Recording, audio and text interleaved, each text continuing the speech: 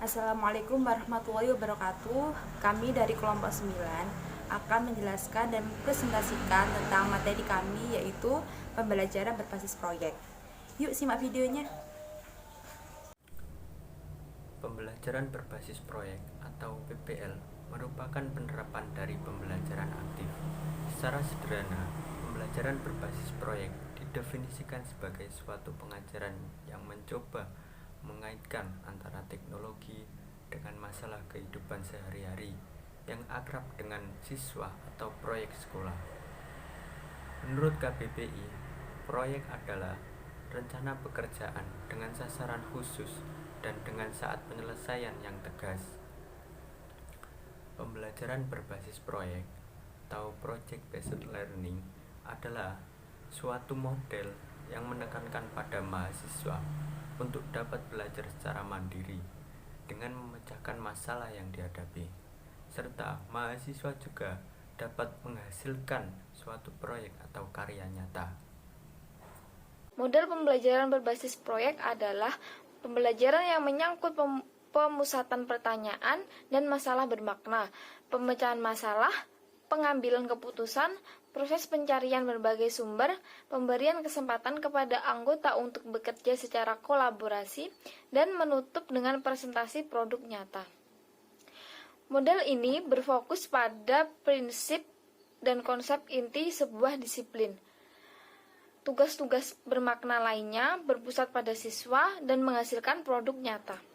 Kemudian dengan menggunakan model ini, mahasiswa akan banyak melakukan aktivitas belajar. Proses pembelajaran berbasis proyek ini diharapkan akan mampu merangsang aktivitas belajar mahasiswa dan meningkatkan pemahaman mahasiswa terhadap materi yang disampaikan oleh dosen. Berikutnya ada karakteristik.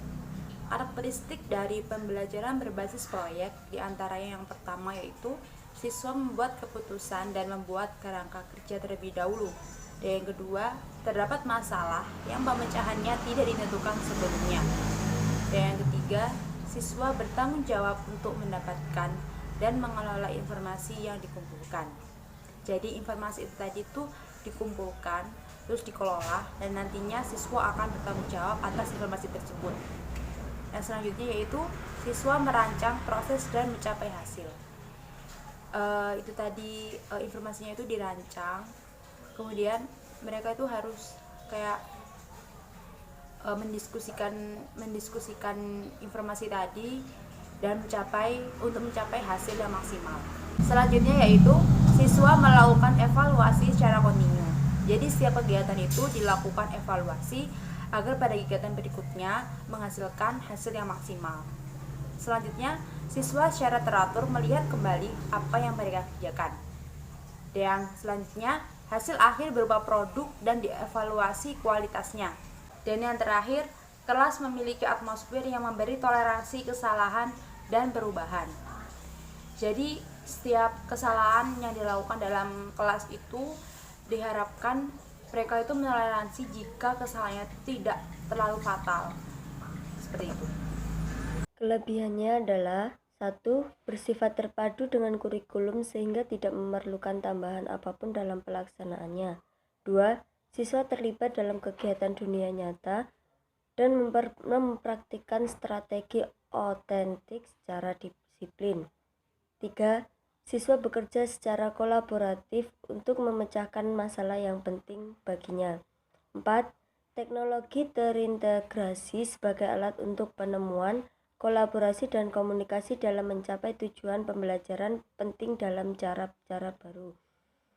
5. Meningkatkan kerjasama guru dalam merancang dan mengimplementasikan proyek-proyek yang melintasi batas-batas geografis atau bahkan melompat zona waktu. Kelemahannya adalah 1. Memerlukan banyak waktu dan biaya. 2. Memerlukan banyak media dan sumber belajar. 3. Memerlukan guru dan siswa yang sama-sama siap belajar dan berkembang. 4. Ada kekhawatiran siswa hanya akan menguasai satu topik tertentu yang dikerjakannya. Nah, itu tadi penjelasan dari kelompok kami. Kurang lebihnya mohon maaf dan semoga bermanfaat bagi kita semua. Assalamualaikum warahmatullahi wabarakatuh.